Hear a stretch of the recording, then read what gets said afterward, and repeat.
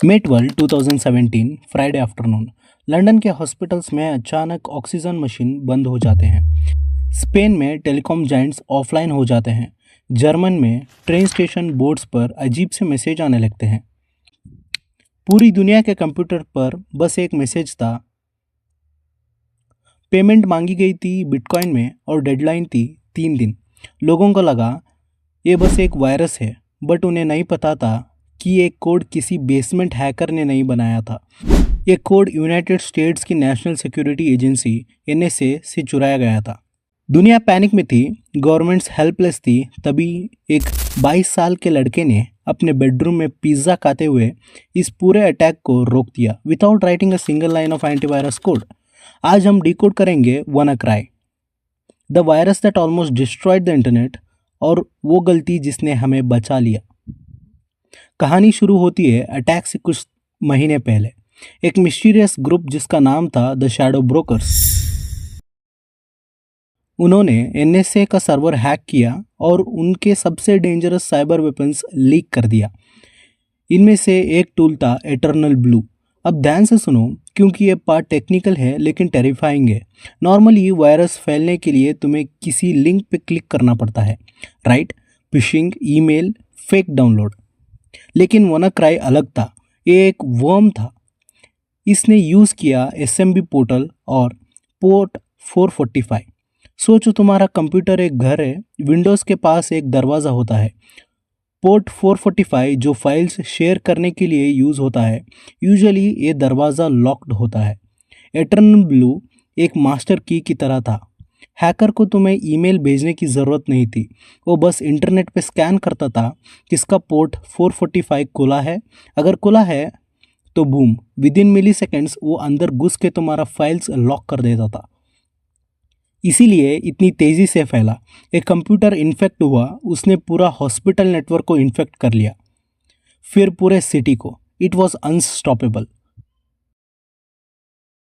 Enter होती है Marcus Hutchins की। इंटरनेट पे उसका नाम था मालवेयर टेक। वो उस दिन छुट्टी पे था, लेकिन इंटरनेट पे शोर मचा हुआ था, तो उसने सोचा let's check the code.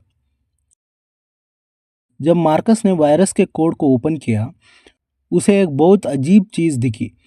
Code के स्टार्ट में ही वायरस एक स्पेसिफिक वेबसाइट को चेक कर रहा था। ये डोमेन नेम गिब्रिश था, कोई मीनिंग नहीं। मार्कस ने चेक किया, ये डोमेन रजिस्टर्ड नहीं था, किसी ने खरीदा नहीं था। आउट ऑफ क्यूरियोसिटी मार्कस ने सोचा चलो मैं खरीद लेता हूँ। उसका कॉस्ट सिर्फ $10.69 था। जैसे ही उसने डोमेन रजिस्टर किया, दुनिया भर में अटैक्स रुक गए। वाई? क्योंकि हैकर्स ने एक सेल्फ डिस्ट्रक्ट लॉजिक डाला था कोड में। Step 1, virus wakes up. Step 2, pings the beer domain. Step 3, if domain is dead, attack, thinking it's safe. Step 4, if domain is alive, stop, thinking it's being analysed by security researchers. Hackers को लगा कि अगर कोई security company इस virus को analyse करेगी तो वो फेक इंटरनेट एनवायरनमेंट बनाएंगे जहां हर वेबसाइट अलाइव दिखती है। तो उन्होंने कोड किया कि अगर वेबसाइट अलाइव है तो चुपचाप सो जाओ ताकि पकड़े ना जाओ। मार्कस ने गलती से असली इंटरनेट पे वो डोमेन अलाइव कर दिया। वायरस को लगा कि वो ट्रैप में है और उसने खुद को बंद कर लिया। Kill switch activated. Marcus hero बन गया। CNN, BBC, हर जगह उसका नाम था। उसने हज़ारों हॉस्पिटल्स और कंपनीज को बचाया।